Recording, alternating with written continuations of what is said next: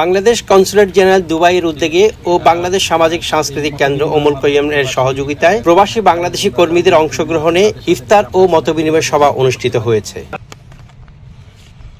অনুষ্ঠানের প্রধান অতিথি ছিলেন মান্যবর কনসুল জেনারেল মোহাম্মদ রাশিদুজ্জামান। সময় তিনি আমিরাতের অর্থনৈতিক ও সামাজিক কর্মকাণ্ডে বাংলাদেশিদের অবদানের কথা বিশেষভাবে উল্লেখ করেন। এছাড়াও তিনি বৈধ পথে রেমিটেন্স প্রেরণ ও স্বাগতিক দেশের আইন কানুন মেনে চলা সহ সংশ্লিষ্ট বিষয়ে প্রবাসী কর্মীদের প্রতি আহ্বান জানান। অনুষ্ঠানে বিশেষ অতিথি ছিলেন উমুল কইম কমিউনিটি পুলিশের প্রতিনিধি ক্যাপ্টেন ডক্টর খালিদ আব্বাস ইব্রাহিম, শ্রম কাউন্সিলর মোহাম্মদ আব্দুস সালাম, পাসপোর্ট শাখার দ্বিতীয় সচিব সাজ্জাদ জাহির ও স্থানীয় প্রশাসনের ঊর্ধ্বতন কর্মকর্তাবৃন্দ।